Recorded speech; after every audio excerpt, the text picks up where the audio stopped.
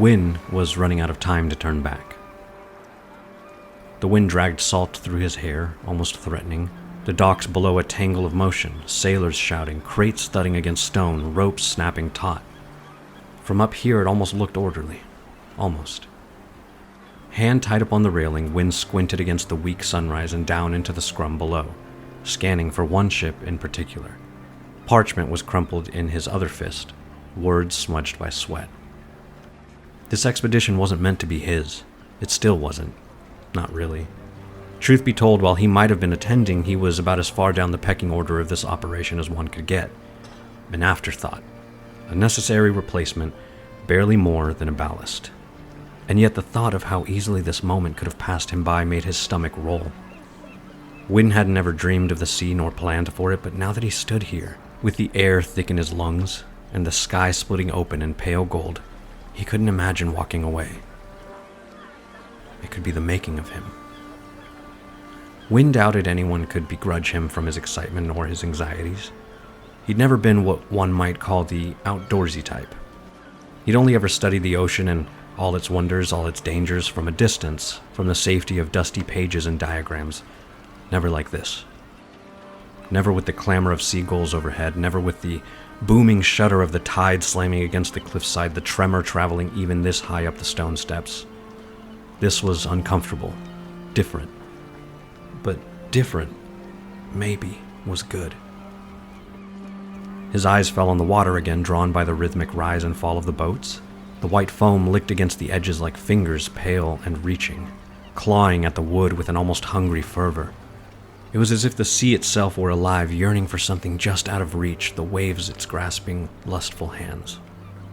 Wynn relinquished his death grip on the railing and instead dug his fingers into the straps of his satchel, staring out at the horizon. He had wanted the unknown. Now, as he descended the stairs, it was waiting for him.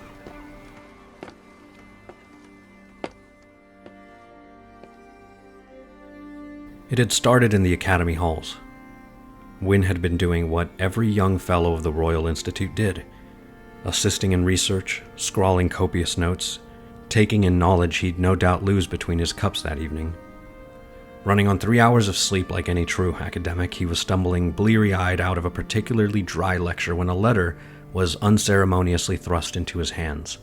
A summons from a name he barely recognized, Professor Cecil Burris.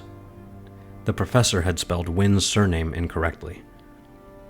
"I'm short a member for an upcoming expedition," Burris had said later, barely looking up from his notes.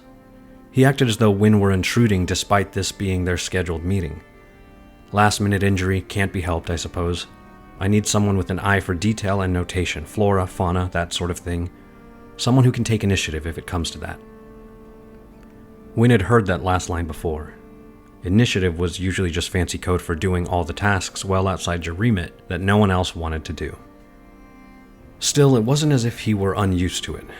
That was the way of things in many of Enervas's academic circles, especially for junior scholars like himself. Wynn was, perhaps luckily for once, no stranger to odd-hour errands or observation duties far above his non-existent pay grade. Granted, it wasn't the sort of research he'd have normally chosen. Fieldwork had not always come naturally to him, but Burris had been persistent, and Wynn, caught off guard, had been overwhelmed and flooded with ambition. A real expedition, a once-in-a-lifetime voyage, asked for by name no less. How could he say no? Wynn had spent more hours than he'd admit gazing out the tall institute windows, chin in hand, imagining a different future. He had dreams of walking the halls as Professor Wynn Rhos, hailed for unveiling some kind of rare and exotic species, respected, renowned, a name people remembered how to spell. He wasn't of the same rank or breeding as the others, but this could be his chance to prove he belonged. Professor Burris had connections. All Wynn had to do was show his worth. And what better time to prove his mettle than weeks or months abroad in close quarters where his intelligence and impeccable work ethic surely wouldn't go unnoticed.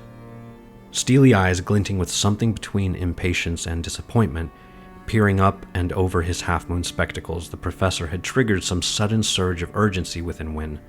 He liked to think he usually put a lot of thought into these sorts of decisions, but truth be told, he'd agreed on the spot. He'd have been a fool to decline. Perhaps, though, in saying yes, he'd proven himself a different kind of fool.